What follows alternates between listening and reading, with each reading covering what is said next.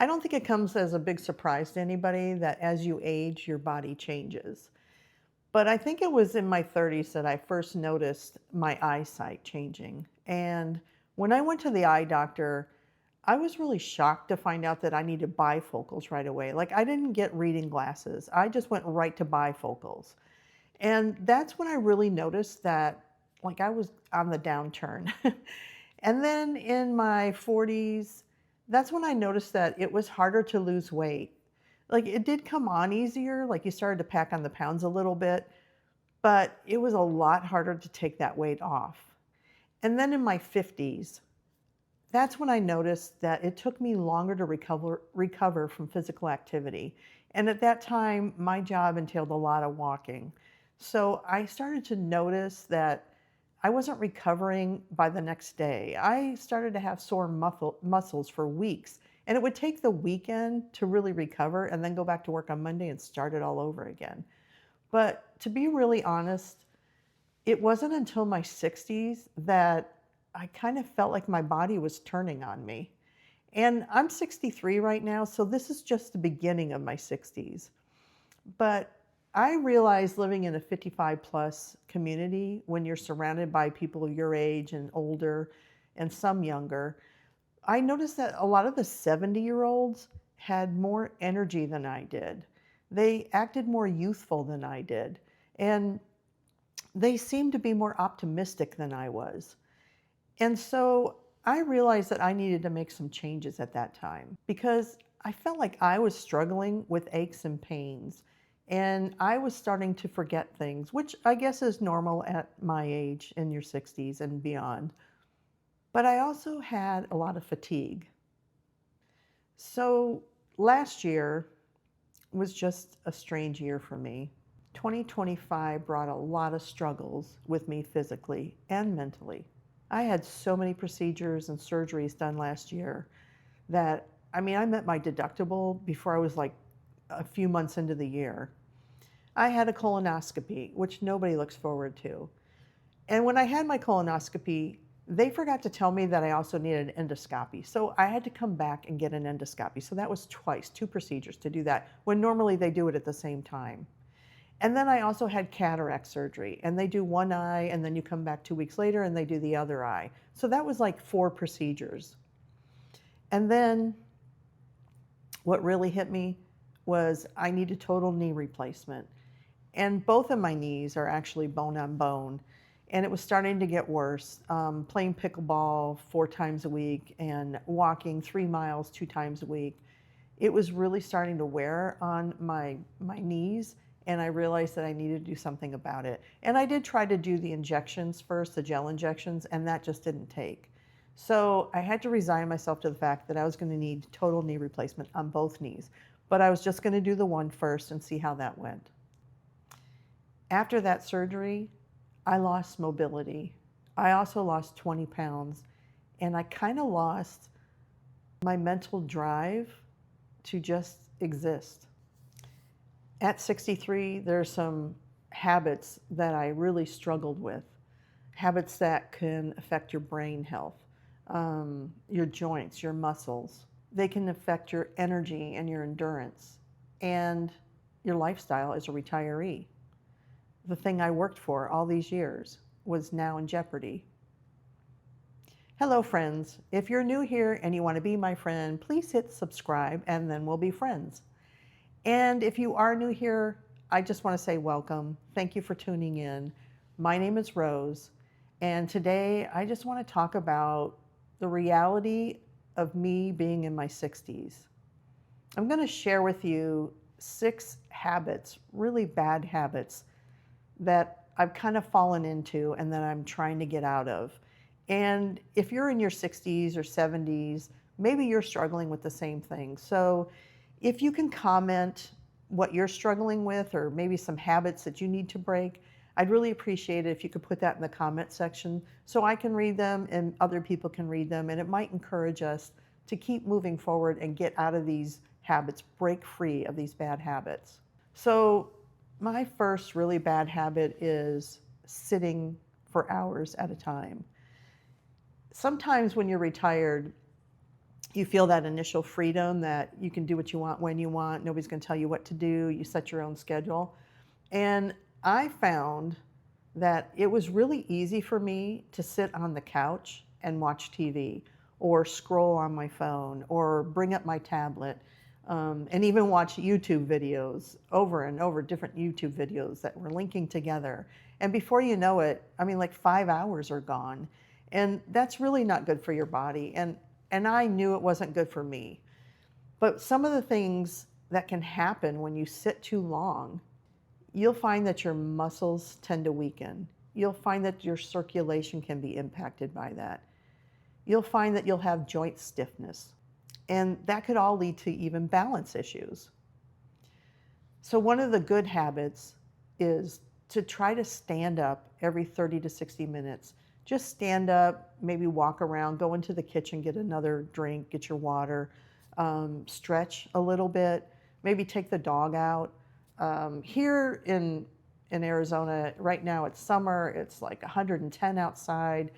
I'm not going to walk outside. I can do it first thing in the morning or at the end of the day, but you're not going to go outside in this heat. But it's a good habit to get into, just getting up, even at every other commercial, get up and just walk around and get your circulation moving. It's important to remember that movement is medicine. It's medicine for your body to keep everything going, to keep things moving. The second bad habit I got into is ignoring strength training. Now, after my knee surgery, that's when I went to physical therapy. And of course, they really focus on strength training because they cut your muscle when they do total knee replacement. I mean, they tell you up front that this is going to be one of the most painful operations you're going to have. And the recovery time is different for everybody. Some people recover quickly, some people take a longer time. The better shape you're in, the quicker your recovery is going to be. And I wasn't in the best shape. I didn't do strength training. Like I said, I played pickleball several times a week and I would walk several times a week. But I wasn't into strength training. So physical therapy really focused on that. I did a lot of sit to stand exercises, chair exercises where you just straighten your legs out. Let's try that again. You straighten your legs out and then bend them back and then out again and bend them back. So you're just using your own body weight to build up that muscle again. Again, if you don't do strength training, you'll lose muscle tone. And the first 3 months of my knee surgery, after having it and recovering, I lost a lot of muscle tone. I noticed that. I mean, everything went to flab because I just wasn't doing anything except what they had me do at physical therapy. It also slows down your metabolism. When you lose muscle tone, you slow down your metabolism. And so that puts the weight on. So you're losing muscle and you're gaining fat. Strength training isn't just for the young. I'm not talking about heavy lifting like, bench pressing 300 pounds. It's small dumbbells. Like you can get the 5-pound, the 8-pound, the 10-pound. And that's what I ended up getting. And just sitting in a chair and doing some arm movements with those dumbbells is really important. And you can build back some of your muscle and you'll have muscle memory, so it may even come back quicker. But it's really important just to do that little bit of flexing with your muscle. There's exercises you can get off of YouTube, chair exercises, chair yoga, those kind of things that can really, really help with toning your muscle and building that muscle and that strength training without having to go to a gym even. It would be great to go to a gym, and that's what I'm going to focus on this year, is start going to the gym and start using the equipment. As I mentioned, I live in a 55 plus community and we're paying for those amenities. I need to go use that since I'm paying for it. Just remember that muscle is like an insurance policy for remaining independent. The third thing I really struggle with more and more as I age, but I have to remember that I can't eat like I'm 30 anymore. And I don't just mean quantity. I'm talking about there's food that I love that no longer loves me. And that could cause heartburn and that could cause medical issues for you. Also, I don't eat as much. And because I don't eat as much, you will struggle with trying to get protein and get the nourishment that you need. So I personally have to focus on intake protein. And so I eat a lot of chicken. I eat a lot of tuna and other fish like cod. But I also started eating yogurt that has protein in it. There's yogurt with 15 grams of protein and 20 grams of protein. And because those kind of lose a little bit of the flavoring, because, to me, protein, when you have protein in something, I know it's in there. It kind of takes away from the flavoring. So I add a little bit of nut and a little bit of dark chocolate chips. And so I put those in there just to give it a little bit of crunch and a little bit of flavor. It's also really important to drink plenty of water, especially here in Arizona. It's so hot outside that everybody walks around with water. You don't dare leave the house without something to drink. But it's important to remember that you have to drink, I think it's like 8 glasses of water a day. Now, I drink way more than that. I'm really good about drinking water. And the downside is that you're going to the bathroom a lot too. But it's important to drink plenty of water. That helps your metabolism. It helps flush out your system. So I really focus on water. So that's not something I really struggle with. I have to stop eating so much dessert. And that's kind of hard for me because I love chocolate. I'm a chocoholic. And I love dessert. And I grew up where you eat your dinner, your meat and potatoes, and then you have dessert every night. So remember, healthy eating isn't about perfection. It's about consistency. So the fourth thing I struggle with is neglecting my brain. It's just like muscle. You need to exercise your brain like you exercise your muscles. Because I'm no longer in the workforce, there's things that I don't even remember about my job. I'm not in meetings. I'm not problem solving, brainstorming, being challenged in the workforce. So it's kind of like those kind of things. Like I was a project manager for over 10 years at the major international airport here. And there's things I can't even remember about my job, things I did every day. Learning something new makes new connections in your brain. So reading a book, learning about something that interests you, learning to play an instrument, doing puzzles, like I like to do Sudoku, or however you say that. I enjoy putting all those numbers in the box and trying to figure out which numbers are missing. And I can do it on my phone if I'm out and about, and I can also do it, you can buy a hard copy, a book that you can do it. So those kind of things kind of exercise your brain. I also, because I felt like I was forgetting what I did at work, I joined a capital improvement committee here in my community and acted as the project manager for a major project that was going to start. And that was a big remodel that we did, and so of a community center. And so I got to put back into practice the things that I was doing in my work that I hadn't done for 10 years. And it was good to get that memory back because it did come back to me once I had to start using that skill again.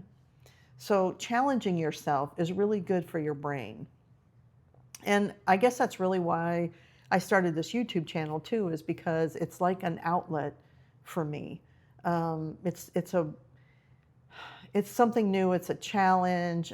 Trying to come up with topics to talk about, trying to be helpful to you or any of the listeners out there, to which I'm truly grateful that you're listening. But this was a really good challenge for me, and I enjoy doing this. It's not just the coming up with the topics, but you're also researching and you're recording and then you're editing and you're loading it. So I'm learning new things as I'm doing this, and to me, this is really exciting to do. So I hope that I can keep doing this, even if it's just for me and the few followers I have. This is a creative outlet for me, and I feel like it's really challenging my brain. Remember that curiosity keeps your mind young. The fifth thing I struggle with is isolating myself. As an introvert, it's really easy for me to fall into a rut and comfort of my home and not really wanting to leave. Just for an example, my sister reached out to me today and said, "Hey, do you want to have dinner and play cards afterwards?" And the first thing I wanted to say was, no, because I'm at home and I'm comfortable. But I need to get out. I need to do something. And even though it's hot out there, I need to force myself to to interact with somebody else. So we're going to meet for dinner, and then we're going to come back here, and the four of us are going to play cards, and we'll have a good time. And I'll be glad I did it once I'm doing it. But if you don't have that, there's things you can do, like joining a club or volunteering like I did for a committee. You can call and text family members. I mean, now we can do it on the phone. We can do Skyping. You know, we can interact electronically without even leaving our house, but at least it's social interaction. And it's not always about leaving your house or leaving your comfort zone. Some people have mobility issues, so that social interaction might be electronically, and that might be their lifeline. You know, I'd like to make sure I have things on my calendar to schedule to see my grandsons, because I miss them when I don't see them. And yeah, when I'm with them, I get really tired because they're very young. They're 6 and 4. But I enjoy being with them and spending time with them, and just seeing them smile and interacting with them. And so I have to make sure I put that on my calendar, and that I have, like, at least every week or every 2 weeks, I'm spending quality time with them so that I have that social interaction. And then again, like my sister coming over tonight, it's important to invite friends over, even if it's just to come over and have coffee or play cards or happy hour, or even meeting here at the community. We have a couple places that we can meet for happy hour, and you're just kind of hanging out in your community and seeing other people and waving, and just that little bit of social interaction. I don't want to be bombarded with people, because that tends to cause anxiety for me. But when I do really well one-on-one or couples, small groups, 6, 8 groups, 8 people at the most, like 4 couples. And that's important to keep that going. And again, I feel like I don't want to do it, but then once I do it, I'm really glad that I did do it.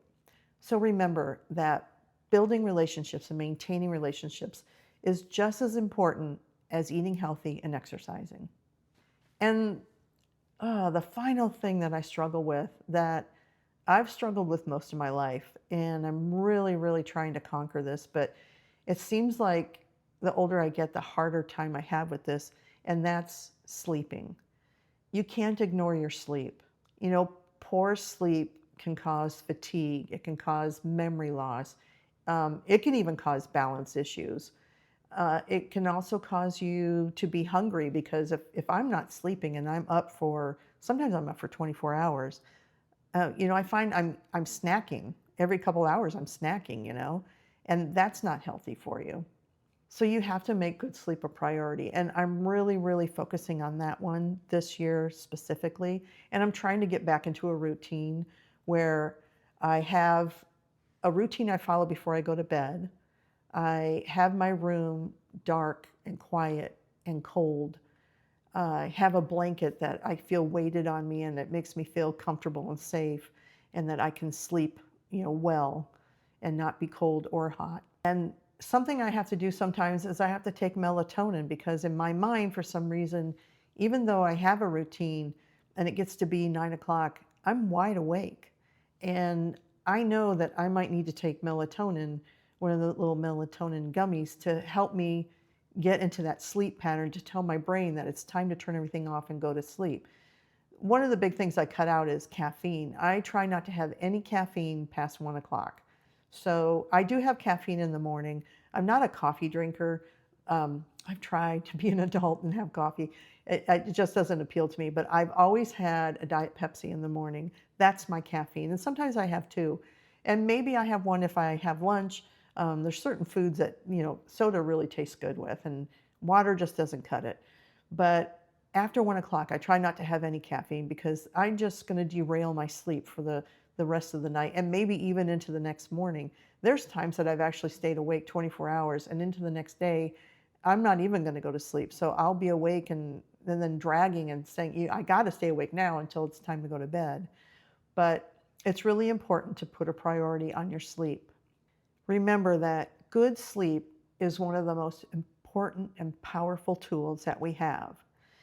So I guess in conclusion, I'd like to say that there's different areas that people struggle with. Those are the 6 that I struggle with.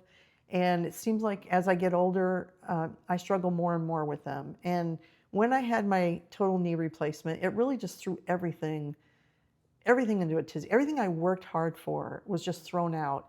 And it's been a year now, this June that just passed has been 1 year, that I feel like my knee is 99.9% back to normal. And I could get out there and start doing the things that I would enjoy. However, it's summer here. It's hot. I can't, I'm not going to be playing pickleball. I'm not going to be hiking unless you do those things really early in the morning. And even then, it could be 85, 90 degrees outside.